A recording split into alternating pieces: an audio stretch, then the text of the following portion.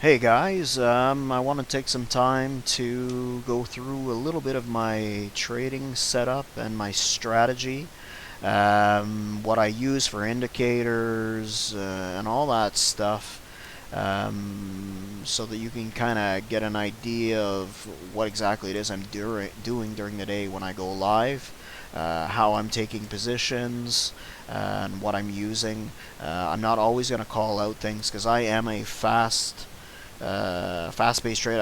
I can take trades that last 2 seconds to 10 seconds to 10 minutes. So it all depends on what's going on, price action. I'm often jumping in when there are quick movements in the market. I like to fade big moves.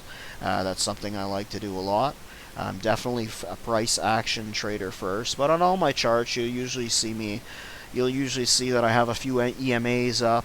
On the higher time frames, I do usually look a little bit at the MACD and the RSI, but mostly I'm looking at market structure and just feeling the flow during the day. I'm definitely a discretionary trader, that there's no doubt about that. My background in hyper scalping stocks back in the day has kind of bled into my futures trading. So yeah. So on this first screen here, I usually have both of these two Tradovate screens open, so I'll almost always looking at two at the same time. I don't look at both indexes, so I only trade NQ, but I do watch ES for sure and SPX during the day. I trade gold and I trade oil as well. All micros, everything I trade are micros. So this is basically how I have my setup. So for Tradovate, now this is a trading platform. I also use Tradingview, which is right here on this second screen, and we'll get back to that in a minute. But that is for charting. So I do almost all my charting on Tradingview, but of course I trade on Tradovate, and I do like Tradovate very much. I've used Ninja before, and I've used Wealth Charts. I'm just not a big fan. Tradovate seems to match. I'm just used to it. I like the way that it works. It hardly ever breaks down, etc., etc. So this is Tradovate here. So I usually, again, I have three charts on up. Sometimes I have more, depending. And if I want to flip back to I'll often flip to the 1 minute or 5 minute time period. Here too, taking a look at stuff. Oh yeah, there we go. We're getting a little bounce here. I may take a trade or two. And as you can see on this screen, here's a little strat that I like to use right away. NQ left a little gap here, you can see. And I'll talk to you a bit more about those indicators probably in another video when we go more in depth on strategy, if I decide to really get into that stuff. We'll see.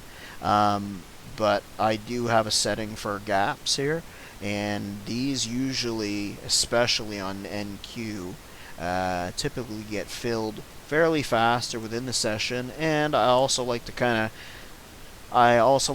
of go in the direction of the gap and see, like, what did we just recently do? Well, we just fell here and we took out a bunch of stops, right? And we were in a congestion zone here as we opened up during Asia, where it's 6 o'clock, that's 8 o'clock, but during Asia we were really congested tonight, and we busted through this structure, right? So we would be looking for a short here, and a good place to take it is right here on that 21 EMA.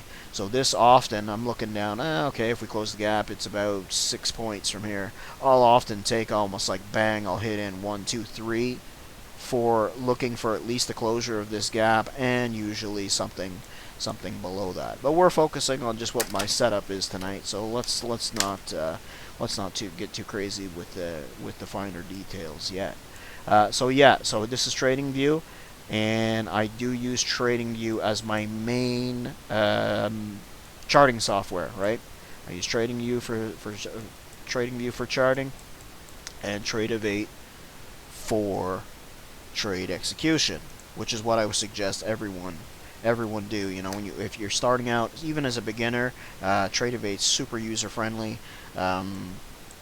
Yeah, and there's not a whole lot of crazy settings, right, and everything. It's very easy to use. You know, plug and play, baby. Especially if you've ever seen any of these things, you know, before. Often you'll see me during the day. Sometimes I'll have my ATM settings on, and sometimes I won't. Usually when I'm trading eval, so for tonight, so down here, you can see these are Lucid accounts. So I only have one funded here and 3 evals that I'm working on. This funded here, I took a payout on it yesterday actually, so I am just waiting for that to be paid out before I touch it again. And I haven't made a trade here since 6 p.m. I was actually at hockey before, so I'm just getting in. Okay, let's take a look. My oil. Oil's actually moving a little bit tonight. And gold. Okay. So yeah, so as far as Tradovate goes, sometimes you're going to see me and I'll have my ATM settings on. So for example, Nasdaq here, I have simple ATM settings. I do have some more complicated ones when I'm doing very momentum-based style trading. So say at the beginning of the day, I may trade the first 30 seconds to 1 minute to 2 minute based on a strategy that I have that I may or may not share with everyone. We'll see where everything goes with this, but I have one where I'm usually taking a trade every day at the open, and that pays out about 70 to 80%. Actually, it's a very good deep back-tested strategy. And I'll have a certain ATM settings for that, which means I usually have I'll usually take it in chunks of 3. So say I'm taking 21 micros on it, I might take 7 looking for 5 points, 7 for taking another 10, and there might be a trailing in there, and so on and so on. But usually, if you're seeing me take positions during the day, if it's on a funded account, I'll almost always have my stop loss and take profit. So I'll just throw one up here. So say this is 30-30, so 30 take profit, 30 stop loss, right? And I just have them protective in there. So in case you're seeing like extra, well, you'll see in the live trading. But most of the time I'll have them off, and you can kind of follow along in my net position and my dollar amount or how much I'm up or down. You're definitely going to see me blow accounts. You're definitely going to see me make some good money. So that's the way she's going to go, with no guarantees at all. And of course, this is all for education purposes, right? And blah blah blah. It's trade at your own risk. Okay. Now let's see. We've gone through most of that. So I have my accounts down here, my positions. I'll do an in-depth detail of how to set this up. So for beginners, if you're completely new and you're like, when you first open Tradovate, you're like, what the hell do I do with this thing? And you know, for preferences and all this other crap, and what do I do? I'll go through it from start to finish, and we can go through even for copy trading and all of that stuff, because I do copy trade sometimes. It depends, and this is where you would make a group and set up your accounts, and I will explain all that in a specific Tradovate detailed video. So stay tuned for that. I'll probably do that maybe tomorrow. Okay. So that's it for that. Another screen. I have only 4 screens that I use, so that was 2 of them. Those are my 2 main ones. Some other ones. So here, for example, this I have Nasdaq open, and the QQQs here. So these are just higher time frame charts. So I got the 5 minute, the 15 minute, the 30 minute up, and then on that, this line here is the 21 EMA, and this is the 200. I only have VWAP on the 5 minute chart. I don't bother with VWAP on the 15 minute, 30 minute chart. Don't really care. But I have them up. They're more as guides. You know, EMAs are kind of self-fulfilling prophecies in a way. So sometimes I'll take trades there. Sometimes I won't. Sometimes I'm just looking for a reaction to see if we're going to continue a trend or whatever. I usually have MACD up, which is here, and the RSI, which is here. So I like to look at the higher time frames to see if we're overbought, oversold. Are the MACDs agreeing with new highs and new lows, etc., etc. We'll get into that during the trading, right? I mean, these are buy and sell divergences that I'm looking at. So yes, I look at the higher time frames, and yes, during the day, if we go back. Oh, also to mention this. So why I have QQQ here. So when I'm trading Nasdaq, often during the day, I'm looking at the underlying ETF of that index. So for Nasdaq, I'm looking at QQQ, for example. If I was trading E-mini, then I'd be you mean the S&P, then I'd be looking at the SPX or the SPY, right?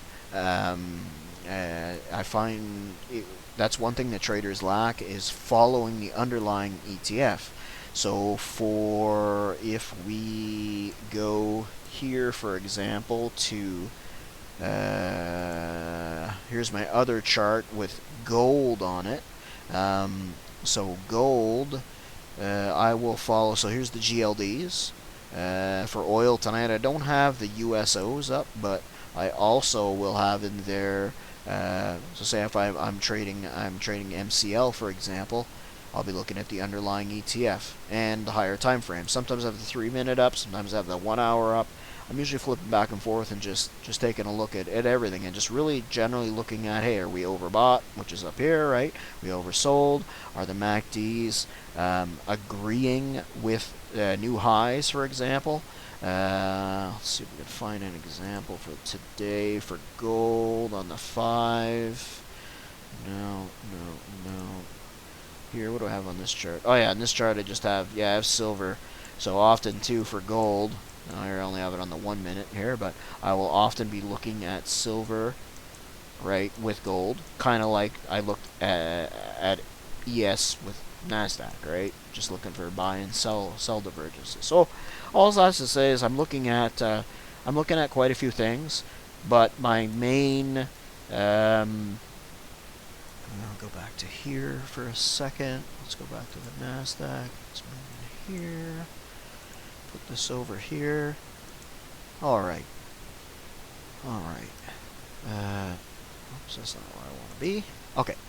So yeah. So let's just close SPX because that's closed. We're in Asia session right now. So this gap here that we were looking at before, I was just curious to come back and see. So often what will happen is we'll go up. We might go up from here and we might just forget this gap. But usually the next day you've got almost 100% chance that we're filling that baby. All gaps, especially in the Nasdaq, by the morning. And by the morning I mean within the first 5 minutes of market open. If it's something you start paying attention to, that alone is a really wicked strategy. If you're just could be playing these gaps, and here's one that just got filled on the ES. A lot of you guys, and don't confuse these with fair value gaps, as the ICT crew likes to talk about. These are gaps in the, well, again, we'll get there in some further videos. So I do look at like higher time frames. I might start the day. So here I just got the 4 hour. I won't get into any of this stuff too crazy, but I will mark out. I'll go bang 4 hour and drop down to the 1 hour, like you see a lot of people do, to the 30 minute, to the 15 minute, to the 5, to the 1. Depends on the day too. Like, some days, especially recently, it's just chaos. It's so news driven that even some of the higher time frames aren't always respected. You might get these levels that just keep getting blown out. But yeah, that's why I love price action, baby. Price action is number one. You're just feeling the flow, feeling what you're doing. Now that's something that comes with experience as well. That's something that chart time really teaches you, right? Nothing can replace chart time. Sitting in the chair and watching the charts, if you're really serious about this. What are we doing here on gold? Gold, you want to pop out again? Here's a little market structure stuff for you. I often won't take, when we're going on the third try, like I love to fade ranges too if I feel like we've been ranging, especially all day. So chances are we're going to just pop out, sweep these levels right here, sweep these highs and come right back down into the range. So this is a trade that we're kind of doing it right now. I would like to see a little bit of a higher pop there. But yeah. We're not going to take a trade there right now. I also don't really like to trade outside after 10 p.m. One, I don't have a lot of experience trading after 10 p.m. and I usually screw up because that's a period from 10 p.m. Eastern Standard Time, of course I'm talking, to midnight. Anything can happen. I've actually lost a lot of accounts, lost a lot of money screwing around in that zone, so I try to stay away from it now. Actually, as we approach 10 p.m., I'm usually staying away from it. In the pre-market, it all depends what's coming out. I usually like to trade any numbers coming out around 8:30. That usually sets up for a nice morning, nice day. But yeah, I'm pretty well trading throughout the day. So once I start going live, you guys can just basically check in at any time, and and away we go. If you like what you see, well, stick around, and if not, there we go. Here, yes. All right, so that's pretty well it. That's pretty well everything on my trading screens. You guys see, I do feel like I need a few more screens just because. Well, I hate flipping always back and forth. I want to just have a screen set for everything, but 6 to 8 would probably be about perfect. So, which will probably change to my 4 right now. All right, guys. So that's it. That's kind of my trading setup. That's what I'm looking at. Hope to see you guys during the live stream. Have a good one.